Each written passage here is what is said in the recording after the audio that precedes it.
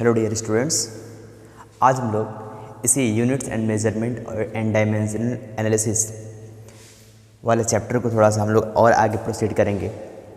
इसके पहले हम लोगों ने फिजिकल क्वांटिटीज़ के बारे में पढ़ा था। क्लासिफिकेशन थोड़ा सा स्टार्ट मैंने किया था, ठीक है। क्लासिफिकेशन ऑफ फिजिकल क्वांटिटीज़, ठीक है।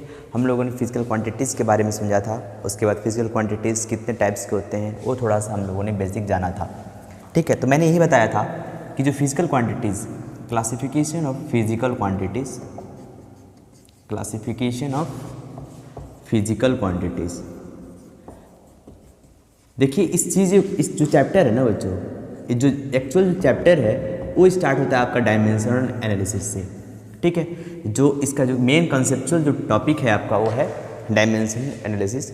उस पर मैं टाइम जो होगा वो अच्छे से दूंगा, ठीक है। क्योंकि जो प्रॉब्लम्स आते हैं आपके कॉम्पिटिटिव एग्जाम्स में हो, ठीक है, कोई भी इंट्रेंस एग्ज़ाम हो, ले लीजिए आप IIT JEE ले लीजिए, नीट ले लीजिए, BHU इंट्रेंस एग्ज़ाम ले लीजिए, कोई भी ले लीजिए, यहाँ से क्वेश्चंस तो आता ही है। कहाँ से? डायमेंशनल एनालिसिस से। लेकिन जो क्लासिफिकेशन ऑफ फिजिकल क्वांटिटीज़ है इसको थोड़ा सा हम लोग को बेसिक जानना जरूरी होता है। उसीलिए इसको भी मैं थोड़ा सा मैं बोल सकते हैं लंबा खींच रहा हूँ, ठीक है। इससे आप लोग घबराइएगा नहीं, पैसेंस रखिएगा, सारी चीज़ें आप लोग सीख जाएंगे, ठीक है। अपने पास टाइम अच्छा खासा है, उस टाइम को अच्छे से हम लोग यूटिलाइज़ करते हैं, ठीक है।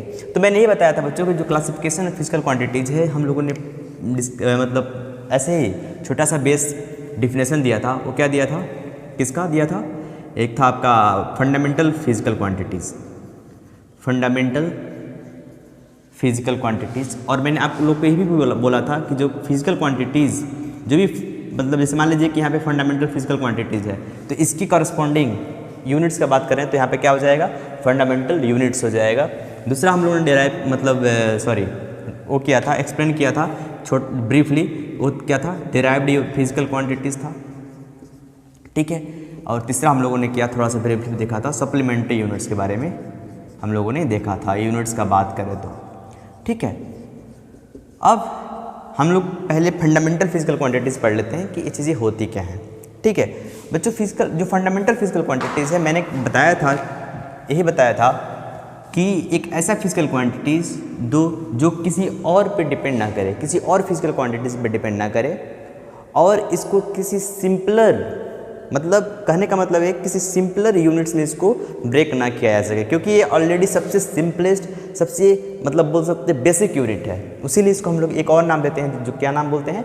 बेस यूनिट बोला करते हैं, ठीक है। तो ये हो गया आपका फंडामेंटल फिजिकल क्वांटिटीज़। इसके अंतर्गत क्या क्या आता है, कौन से फिजिकल क्वांटिटीज़ आते हैं? मास आता है, ठीक है। इसके करस्पॉन्डिंग जो फंडामेंटल यूनिट्स होता है मास को मेजर करने के लिए बच्चों, वो होता है किलोग्राम, ठीक है, जिसको हम लोग kg से मेजर करते हैं, स्मॉल kg, ठीक है। स्मॉल फॉर्म जो होता है, छोटा फॉर्म। इसके बाद टाइम बोल सकते हैं, मास टाइम को हम लोग किससे मेजर करते हैं? इसका करस्पॉन्डिंगली जो यूनिट है बच्चों क्या है? सेकेंड है। उसके बाद हम लोगों ने क्या पढ़ा था, क्या पढ़ना है इसी में फंडामेंटल में? मास हो गया, टाइम हो गया। उसके बाद तीसरा क्या होता है? लेंथ होता है, लेंथ होता है। इसके करस्पॉन्डिंगली जो यूनिट होता है फंडामेंटल फिजिकल क्वांटिटीज का क्या होता है बच्चों? मीटर होता है, ठीक है। m से डिनोट करते हैं, यस c से डिनोट करते हैं। उसके बाद चौथा क्या होता है? मास हो गया, लेंथ हो गया, टाइम हो गया, टेम्परेचर, ठीक है, टेम्परेचर। इसको हम लोग किस में मेजर करते हैं बच्चों? केल्विन में, केल्विन। पांचवा क्या होता है? आप बोल सकते हैं intensity of light, intensity of light. इसको मेजर करने के लिए हम लोग क्या यूज़ करते हैं बच्चों? कैंडेला, ठीक है, CD से मेजर करते हैं, 1 2 3 4 5। उसके बाद अमाउंट्स ऑफ सब्सटेंस को मेजर करने के लिए क्या यूज़ करते हैं बच्चों? मोल यूज़ करते हैं, ठीक है। इसका जो शॉर्ट फॉर्म है क्या बच्चों? MOL है, ठीक है। इसके बाद जो हम लोग मेजर करते हैं क्या यूज़ करते हैं? एक बच रहा है क्या? मास हो गया, लेंथ हो गया, टाइम हो गया, करंट हुआ क्या? अच्छा, करंट नहीं हुआ, करंट भी है, ठीक है। करंट को हम लोग किससे मेजर करते हैं बच्चों? एम्पियर में, ठीक है, एम्पियर में, AMP, क्लियर है। तो ये सारे जो यूनिट्स हैं, ये जो सारे फिजिकल क्वांटिटीज़ हैं बच्चों, ये क्या हैं? Physical quantities. किस फिजिकल क्वांटिटीज़ में आते हैं? फंडामेंटल फिजिकल क्वांटिटीज़ में आते हैं। और ये सारे किस में आते हैं बच्चों? फंडामेंटल यूनिट्स में आते हैं या फिर बेस यूनिट्स में आते हैं। एक सब क्या हैं? बेस यूनिट्स हैं। बेस यूनिट्स बोलिए या फिर फंडामेंटल यूनिट्स बोलिए, बात बराबर है, ठीक है। तो फंडामेंटल फिजिकल क्वांटिटीज़ ये होते हैं। उसके बाद हम लोग ने पढ़ा था कि डिराइव्ड यूनिट क्या होता है।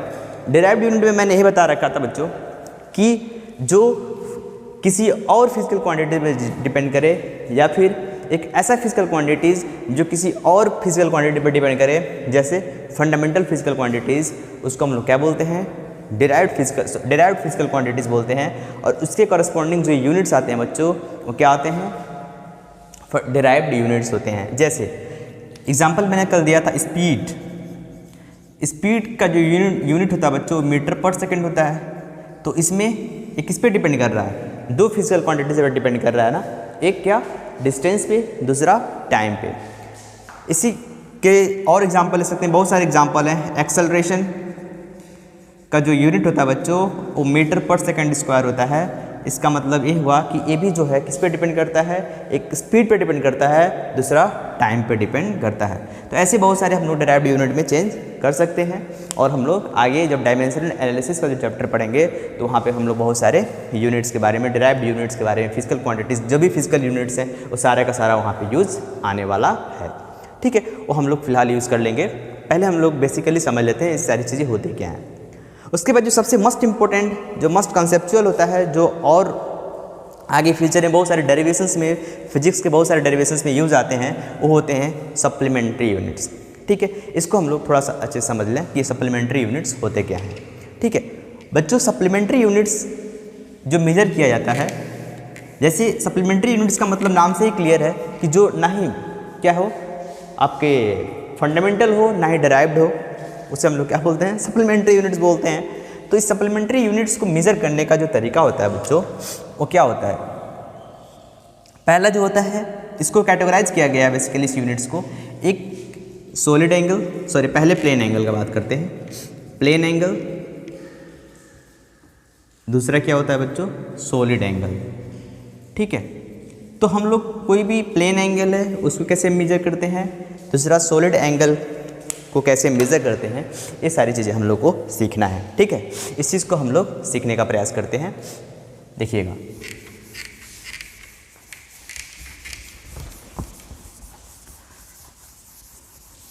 जैसे हम लोग पहले बात करेंगे किसकी? प्लेन एंगल की, ठीक है।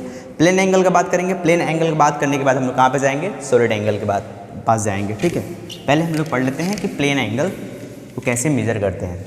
देखिएगा, जैसे प्लेन एंगल का मतलब क्या होता है? प्लेन एंगल का मतलब यही होता है, सिंपल सी बात है कि कोई भी एक ऐसा आर्क बनाया हो, कोई भी एक ऐसा आर्क बनाया हो जो टू डायमेंशनल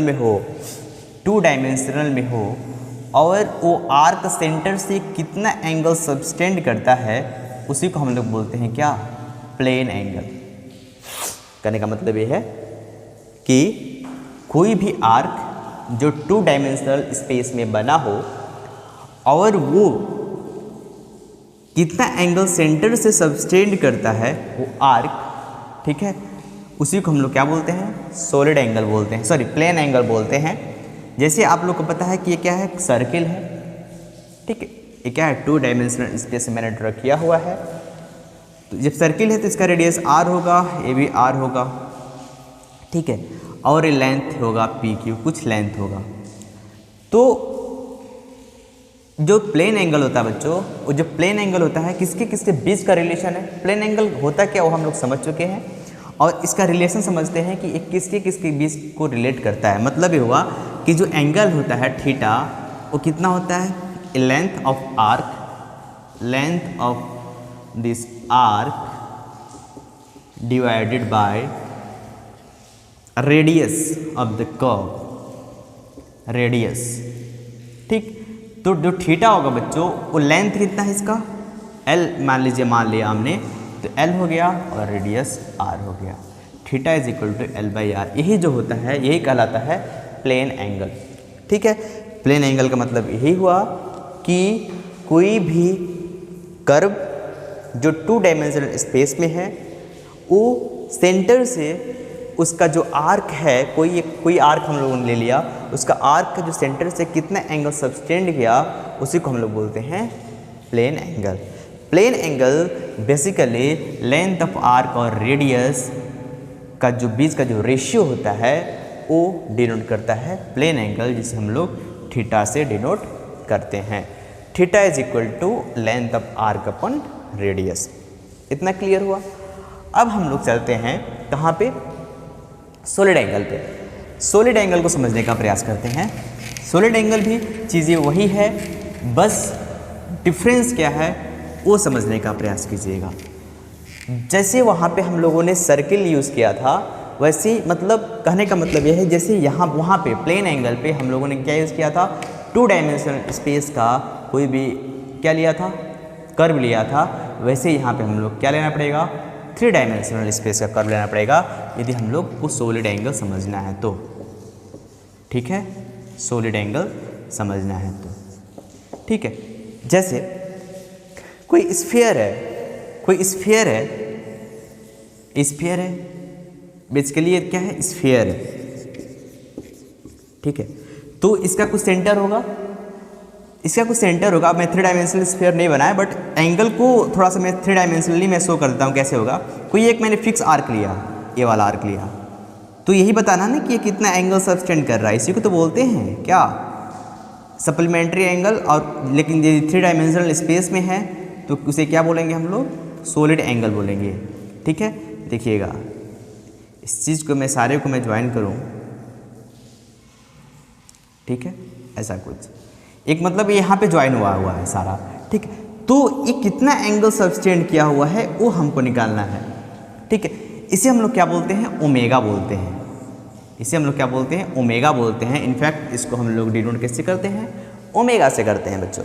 ठीक है, ध्यान दीजिएगा एक किस टाइप का मतलब ज्योमेट्रिकल फिगर है, कैसे दिख रहा है, एक कोन टाइप का दिख रहा है, या फिर ऐसे हम लोग समझें कि हम लोग कोई टॉर्च है, टॉर्च को यदि हम लोग बाल रहे हैं, ठीक है, जला रहे हैं। ठीक है, जब हम लोग टॉर्च को थोड़ा सा स्विच ऑन किया तो उसके बाद जो उसके जो लाइट्स होंगे बच्चों वो क्या जाएंगे, कुछ ऐसे जाएंगे। तो ये हमको ये निकालना है कि जो फाइनली जब जाता है तो कोई उसका एरिया होगा। ठीक है, उसके बाद कोई एंगल सबटेंड करेगा। ठीक है, और एक किसी डिस्टेंस तक जाएगा। ठीक है, तो इसी सब के बारे में हम लोग को, इसी सब का जो रिलेशन होता है यही रिलेशन निकालना है। तो थोड़ा सा आप लोग फिजिकली फील लीजिए कि वही लाइट वाला एग्जांपल कि यहाँ से हम लोग टॉर्च लें और इसको हम लोग जलाएं तो ये कितना एंगल सबटेंड करता है, बेसिकली वही अपने को निकालना है। क्लियर हुआ?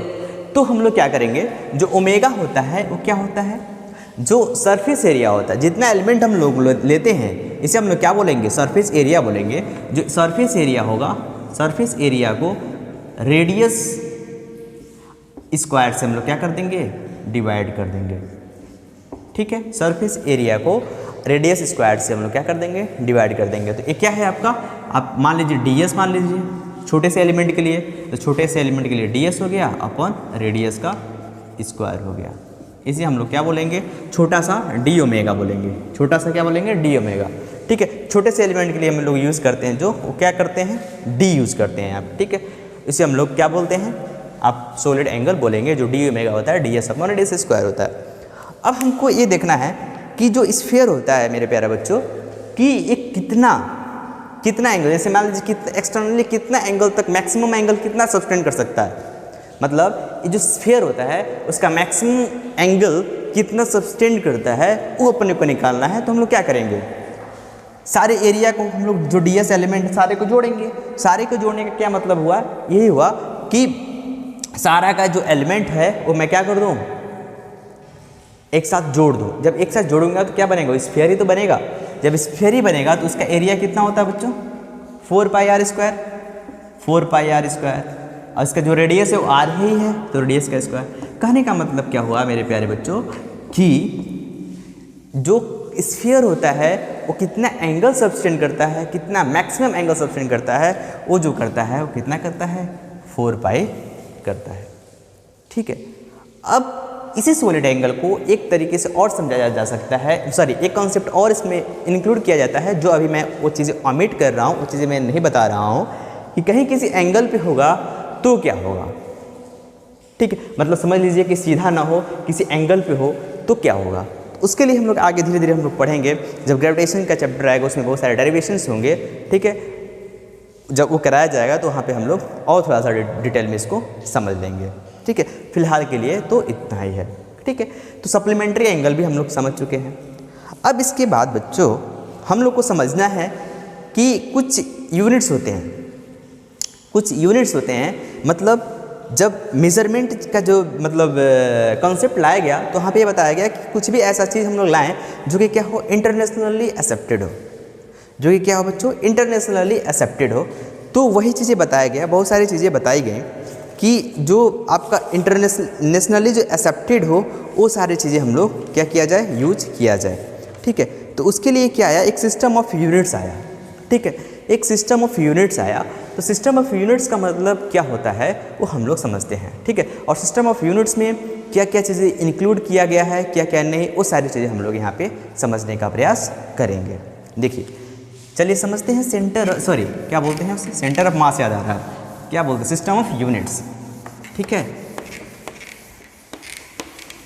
थोड़ा सा आप लोग फिजिक्स में इंटरेस्ट डेवलप कीजिए। ठीक है, बहुत ही इंटरेस्टिंग चैप्टर है, सब्जेक्ट है, इनफैक्ट चैप्टर तो सारे इसके इंटरेस्टिंग हैं। ठीक है, चलिए अब हम लोग पढ़ते हैं सिस्टम ऑफ यूनिट्स के बारे में कि ये सिस्टम ऑफ यूनिट्स होते क्या हैं। ठीक है, एक्चुअली में क्या होता है मेरे प्यारे बच्चों कि जो सिस्टम ऑफ यूनिट्स होता है, सिस्टम ऑफ यूनिट्स होता है, इसका मतलब ये होता है कि it is a complete set of fundamental physical quantities. ठीक है, sorry, it is a complete set of which is used to measure all kinds of fundamental physical quantities and derived quantities. ठीक है, it is a complete set of unit which is used to measure all kinds of fundamental and derived physical quantities. का मतलब ये हुआ कि physical quantities और derived units, ठीक है, का जो मेज़र करते हैं, उन दोनों का जो कलेक्शन होता है उसे हम लोग क्या बोलते हैं, सिस्टम ऑफ यूनिट्स बोलते हैं। ठीक है, इट इज़ अ कलेक्शन, और बोल सकते हैं इट इज़ हाँ बोल दीजिए सर, सेट्स बोल दीजिए, कलेक्शन और set. It is a collection of units of which all physical quantities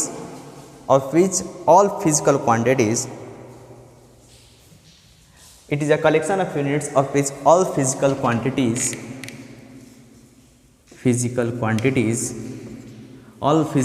is a fundamental, all fundamental and derived units are used to measure।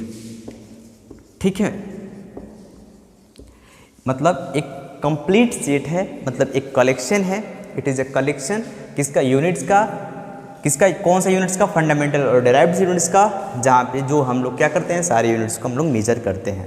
ठीक है, इससे हम लोग क्या बोलते हैं, सिस्टम ऑफ यूनिट्स बोलते हैं। तो जो सिस्टम ऑफ यूनिट्स होता है बच्चों, वो कितने टाइप्स के होते हैं, एक सीजीएस सिस्टम होता है, दूसरा क्या होता है, एफपीएस सिस्टम होता है, तीसरा क्या होता है बच्चों, एमकेएस सिस्टम होता है, चौथा क्या होता है, एसआई यूनिट्स होता है। एसआई सिस्टम बोलिए, एसआई यूनिट्स बोलिए, बात सेम है। सीजीएस सिस्टम में क्या होता है बच्चों, देखिए मास होता है, एक लेंथ होता है, ठीक है, और टाइम होता है। ये आप लोग पढ़ चुके हैं। क्या होता है, फंडामेंटल यूनिट्स होते हैं, फंडामेंटल फिजिकल क्वांटिटीज होते हैं इनफैक्ट। तो ऊपर लिखा है ना थोड़ा सा, मास, लेंथ, उसके बाद टाइम। ठीक है, ठीक, इस पर मैं थोड़ा सा टाइम नहीं दे रहा हूँ। ठीक है, बहुत छोटे क्लास में आप लोग पढ़ चुके हैं। जो मास होता है ग्राम में मेजर करते हैं, लेंथ जो मेजर करते हैं बच्चों सेंटीमीटर में यूज़ करते हैं, इतना आप लोग समझते हैं। उसके बाद टाइम सेकेंड में, सेम एज एफपीएस पे फुट, पाउंड, लेंथ जो होगा वो फुट पे, मास जो होगा वो पाउंड पे, ठीक है, और ये टाइम सेकेंड, टाइम चेंज नहीं हो रहा है। MKS का क्या मतलब, किलोग्राम, उसके बाद मीटर, उसके बाद आप बोल सकते हैं सेकेंड, ठीक है। और SI यूनिट्स का मतलब क्या होता है, बोल सकते हैं जो फंडामेंटल यूनिट जो मेजर करते हैं, उस जो जितने फंडामेंटल यूनिट्स हैं, ठीक है, वो सारे के सारे SI यूनिट्स बोल सकते हैं। इसका क्या मतलब, हम लोग अब SI यूनिट्स के बारे में समझते हैं कि SI यूनिट्स होते क्या हैं। ये सब सिस्टम के बारे में हम लोग समझ चुके हैं, छोटे क्लास में भी आपको पढ़े होंगे, ठीक है, that's not a big deal, but main big deal is what about SI units. SI units के बारे में भी आप लोग पढ़े हैं, बट इसको भी मैं थोड़ा सा ऐसे ही जल्दीबाजी में मैं बता देने का प्रयास करता हूँ। देखिए बच्चों, जो SI यूनिट्स होता है, इसका मतलब ये होता है कि सिस्टम इंटरनेशनल डी यूनिट्स होता है। सिस्टम इंटरनेशनल डी यूनिट्स होता है, ये बेसिकली एक फ्रेंच वर्ड है, ठीक है। इसको मतलब फ्रेंच वर्ड में इसको डिफाइन किया गया है कि सिस्टम इंटरनेशनल स्पेलिंग थोड़ा सा देखिएगा, इंटरनेशनल डी यूनिट्स बोलते हैं। इसका मतलब ये होता है, इसका मतलब क्या होता है बच्चों सिस्टम ऑफ यूनिट्स में, इसका मतलब ये होता है international system of units. System international D units का मतलब होता है international system of units, international system of units. देखिए आप लोग को थोड़ा सा स्पीड मतलब तेज़ लग रहा होगा, ठीक है, लेकिन उस पर घबराइएगा नहीं।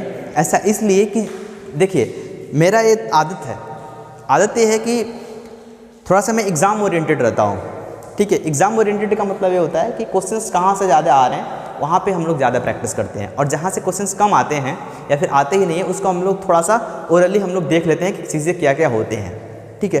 ये थोड़ा सा आदत है, और ये आदत सही भी है जहाँ तक मैं जानता हूँ, ठीक है, कि जो एग्ज़ाम्स में आते हैं, ठीक है, क्योंकि अपने को क्या करना है, एग्ज़ाम क्वालिफाई करना है, ठीक है। एग्ज़ाम क्वालिफाई करना है, चाहे किसी तरफ एग्ज़ाम क्वालिफाई हो। मतलब ये हुआ कि कहने का मतलब ये हुआ कि हम लोग जैसे कोई क्रिकेट खेल रहे हैं, तो क्रिकेट जब खेल रहे हैं तो वहाँ पे कोई बॉल आ रहा है तो वहाँ पे छक्का लगने से मतलब है, चाहे वो अपने होशियारी से लगे, चाहे वो बॉलर की गलती से लगे।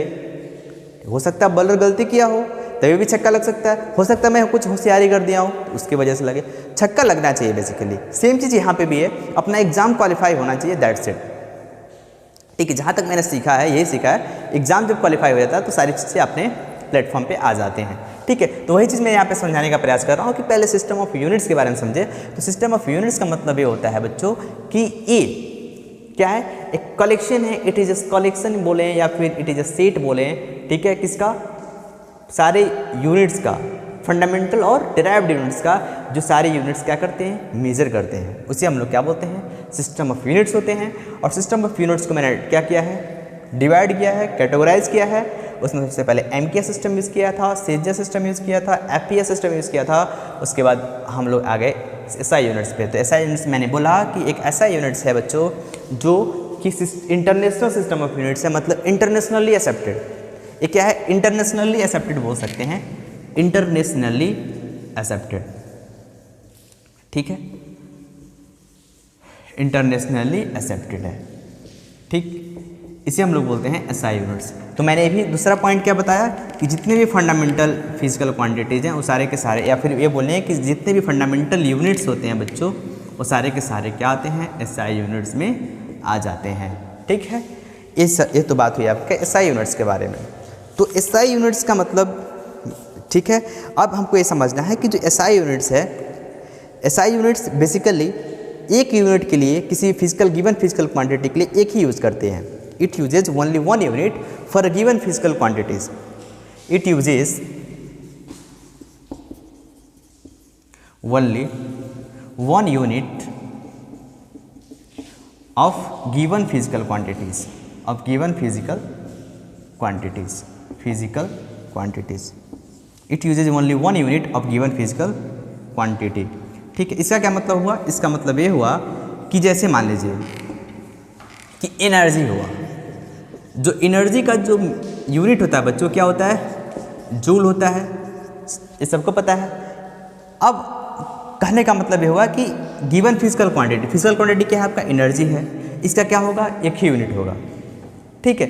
यदि ये एनर्जी चेंज हो जाता है, जैसे एनर्जी किस में चेंज हो जाता है बच्चों, हीट एनर्जी में चेंज हो जाता है, तो तुरंत इसका यूनिट क्या हो जाएगा, चेंज हो जाएगा, जो कि क्या हो जाएगा, कैलोरी हो जाएगा, कैलोरी हो जाएगा। ठीक है, यही चीज़ इलेक्ट्रिकल एनर्जी में चेंज हो जाए, इलेक्ट्रिकल एनर्जी में चेंज हो जाए तो क्या हो जाएगा बच्चों, वाट पर आवर में चेंज हो जाएगा। ठीक है, कहने का मतलब ये हुआ मेरे प्यारे बच्चों कि जो गिवन फिजिकल क्वांटिटी है उसके एक ही यूनिट्स हैं होंगे। जैसे यहाँ पे एनर्जी है तो इसका जूल हो गया, हीट एनर्जी है तो कैलोरी हो गया। तो फिजिकल क्वांटिटी आप देख रहे हैं यहाँ पे है तो एनर्जी है, बट यहाँ पे जो फॉर्म है वो क्या हो जा रहा है, चेंज हो जा रहा है। जब फॉर्म चेंज हो रहा है इसका मतलब यह है, बोल सकते हैं कि फिजिकल क्वांटिटीज भी यहाँ पे चेंज हो जा रहा है। तो इसका मतलब यह है कि इसके अकॉर्डिंग आपका यूनिट्स भी इसके चेंज होते जा रहे हैं। ठीक है, ये आप लोग को समझना था सिस्टम ऑफ यूनिट्स में। ठीक है, तो सिस्टम ऑफ यूनिट्स में हम लोग फंडामेंटल यूनिट्स के बारे में बात किए। उसके बाद हम लोगों ने बात किया कि it is only one unit of given physical quantities. किसी भी गिवन फिजिकल क्वांटिटी के लिए ये सिर्फ एक ही यूनिट मेजर करता है। ठीक है, अब जो इसके मल्टीपल्स और सब मल्टीपल्स होते हैं वो किस में एक्सप्रेस किया जाता है, पावर ऑफ 10 के फॉर्म में एक्सप्रेस किया जाता है। जैसे कि देखिएगा, जैसे इसको पावर ऑफ 10, छोटा सा हेडिंग डाल देता हूँ, पावर ऑफ 10 के फॉर्म में एक्सप्रेस्ड किया जाता है, एक्सप्रेस्ड। ठीक है, जैसे एग्जाम्पल तौर पे यही कि 1 किलोमीटर में कितने मीटर होते हैं बच्चों, 10 टू द पावर 3 मीटर होते हैं। तो देखिए 10 के पावर में इसको हम लोग क्या कर सकते हैं, मेजर कर सकते हैं। तो जितने भी इसके मल्टीपल और सब मल्टीपल्स होंगे वो 10 की पावर में उसको हम लोग क्या कर सकते हैं, एक्सप्रेस कर सकते हैं। तो ये तो मोटा मोटी बात हुई किसकी, एसआई यूनिट्स की। ठीक है, वहाँ पे हम लोग कुछ चीज़ें डील कर लिए हैं।